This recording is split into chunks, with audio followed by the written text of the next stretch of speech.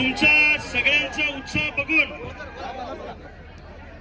आंदोलनाची शिस्त काय असते हे जरा बोलू नका. ते कॅमेरावाले जरा थांबा, कॅमेरावाल्याला उभं राहू द्या. ते दाखवणार नाही तर काहीच आपलं दिसणार नाही कुठं. थांबा एक मिनिट ऐका. ते बरं एवढा पाऊस होता, चांगली गोष्ट आहे. शेतकरी हवाल दिले, पावसाची गरज आहे. बोलू द्या रविकांत भाऊ बोलले. हे तुम्ही पुढे थोडं मागवा, कृपया थोडं ऐका प्लीज प्लीज. माहिती नाही का थोडं ऐका, या बागालचा पर्यंत दिसत नाही म्हणून. हा चला. पावसामध्ये सुद्धा एकही सैनिक मैदानातून हलता कामा नये. ही ताकद या सरकारला आपल्याला दाखवायची आहे, लक्षात ठेवा. भावांनो, तुमचे सगळ्यांचे चेहरे बघितल्यावर माझ्या लक्षात आलं की ही सगळी आपल्याकडची माणसं आहेत, गावाकडची माणसं आहेत. यात शहरी पोरांची संख्या फार कमी असेल, लक्षात ठेवा. पण तुमचे चेहरे पाहिल्यावर माझ्या लक्षात आलं. मला 1977-78च्या आणीबाणीची आठवण झाली. इंदिरा गांधींनी 1977 साली आणीबाणी लावली होती देशामध्ये. जो माणूस सरकारच्या विरोधात रस्त्यावर आला त्याला 2-2 वर्ष तुरुंगात टाकायचे. असं पत्रक घेऊन रस्त्यावर आला तरी त्याला 1.5 वर्ष तुरुंगात टाकायचे. इंदिराजींच्या काळामध्ये बिहारमध्ये दुष्काळ पडला आणि विद्यार्थ्यांनी फी वाढीच्या विरोधामध्ये आंदोलन केलं. विद्यार्थ्यांच्या बिहारच्या आंदोलनाचा वनवा संबंध देशभर पेटला आणि विद्यार्थी आंदोलनाने इंदिरा गांधीचं सरकार घालून या देशामध्ये जनता पार्टीचं सरकार आणल्याचा इतिहास आहे, लक्षात ठेवा. विद्यार्थी आंदोलनामध्ये खूप मोठी ताकद आहे.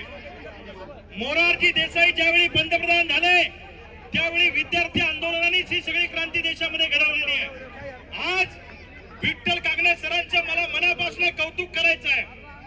त्यांनी सगळ्या विद्यार्थ्यांना एकत्रित करून या सरकारच्या विरोधामध्ये, व्यवस्थेच्या विरोधामध्ये जी हिंमत दाखवली त्याचं मला कौतुक करायचं आहे. छत्रपती शिवाजी राजांच्या युद्धातले नियम, लढाईतले नियम हेच आंदोलनाचे नियम असतात, लक्षात ठेवा.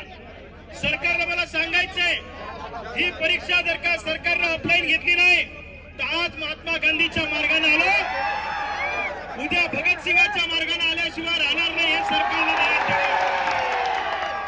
पोलीसवाले दादा तुम्ही थांबा, तुम्ही 2 मिनिटं थांबा.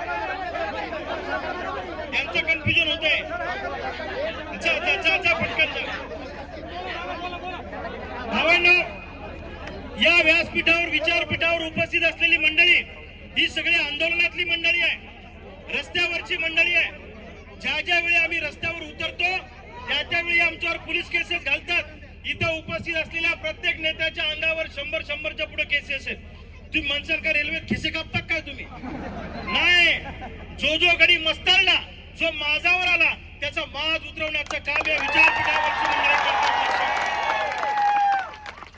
राक्षसी प्रवृत्तीचा उन्माद झाला की एक युगपुरुष जन्माला येत असतो त्याचा उन्माद उतरवण्यासाठी. मोगल माजले म्हणून छत्रपती शिवाजी राजांचा जन्म झाला. अरे इंग्रजांनी मस्ती केली म्हणून महात्मा गांधी, भगतसिंग, सुखदेव, राजगुरू, क्रांतिसिंह, नाना पाटलाचा जन्म झाला. इंदिरा गांधींनी आणीबाणी लावली म्हणून लोकनायक जयप्रकाश नारायण नावाच्या माणसाचा जन्म झाला, लक्षात ठेवा. आणि आज या मस्तवाल सरकारने राक्षसी प्रवृत्तीचा उन्माद केला. आमच्या गावगाड्यातल्या शेतकऱ्यांच्या पोरांचं भविष्य अंधारात टाकलं. त्यामुळं या सरकारच्या विरोधामध्ये आपल्यातलेच गाव खेड्यातले सगळे पोरं जे व्यासपीठावर आहेत, आम्ही सगळे ग्रामीण भागातले शेतकऱ्याचे पोरं आहोत आणि तुमच्यासाठी आम्ही जीव द्यायला सुद्धा तयार आहे. पण न्याय घेतल्याशिवाय थांबणार नाही ही आमची भूमिका आहे. आम्हाला एंडोसल्फान घेऊन मरायचं नाहीये. आम्हाला बेडवर पॅरालाइज